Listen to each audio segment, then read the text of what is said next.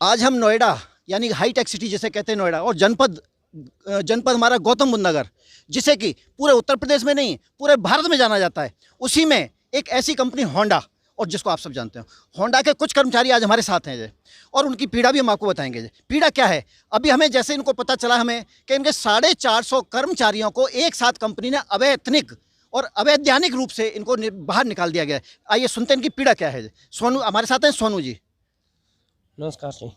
Sir, मैं Honda CL का श्रमिक सोनू कुमार। मैं आपको बताना चाहता हूं कि हमारे परिसर में 627 लोग थे हम, जिनको 1 बाय 1 करके इन्होंने बीआरएस प्रिंटेड डॉक्यूमेंट्स में पहले से ही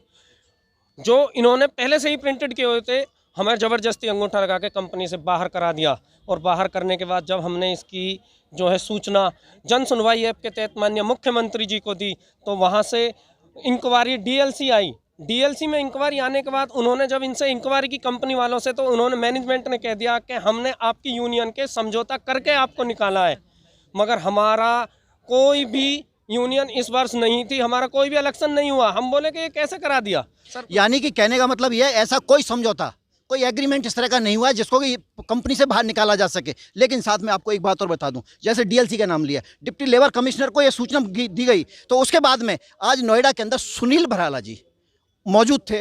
उन्होंने आकर इनको क्या संबोधित किया, क्या आश्वासन दिया, ये भी हम जानेंगे। मंत्री जी ने हमसे कहा है कि आपकी जो भी समस्या है उसका समाधान किया जाएगा जल्दी से जल्दी, और आपको रोजगार दिलाया जाएगा।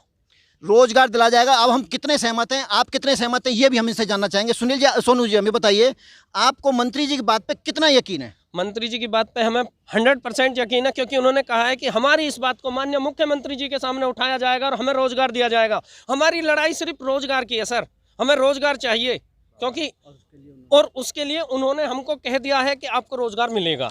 ऐसा आश्वासन आज सुनील भराला जी ने नोएडा में दिया, इन कर्मचारियों को दिया, और इससे बड़े ही खुश हैं। लेकिन अब आपको ये बता दें कि सरकार पर कितना आम आदमी भरोसा कर सकता है?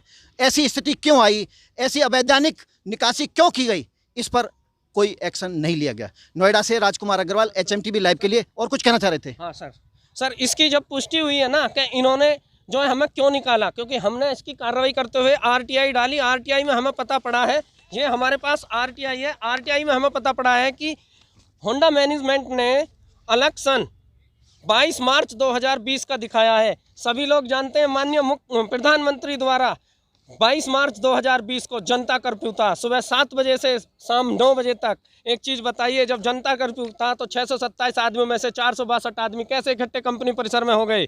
इससे साफ जाहिर होता है कि एक झूठ कंपनी की पकड़ी गई। सबसे पहला दिन प्रधानमंत्री ने 22 मार्च को एक दिवसीय लॉकडाउन किया था, लेकिन उस पर भी इस तरह से झूठ का एक पुलंदा चढ़ाया जा रहा है। इसके बारे में जानकारी जब हम अपने डीएलसी के पास गए और उनसे हमने कही कि हमारे साथ ऐसा हुआ है, तो उन्होंने कह दिया आपकी यूनियन तो वैलिड है, क्योंकि डीएलसी द्वारा ही उसको वैलिड किया गया था। क्या इनको पता नहीं थी 22 मार्च 2020 में जनता कर्फ्यू था? थाली बजवाई गई थी, फिर भी इन्होंने उसको अवैधानिक यूनियन को वैधानिक दर्जा देके हमें बाहर निकलवाया है। अच्छा, लास्ट में मैं आपसे एक ही सवाल करना चाहूंगा, अगर ये मंत्री जी की बात अगर सफल नहीं होती तो आप इसके बाद में क्या एक्शन लेंगे? हम माननीय न्यायालय में जाएंगे।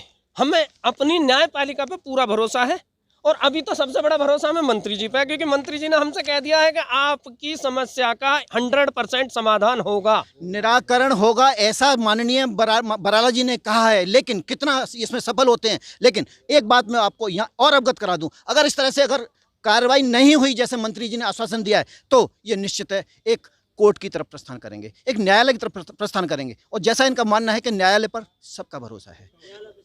HMTV लाइव के लिए नोएडा से राजकुमार अग्रवाल।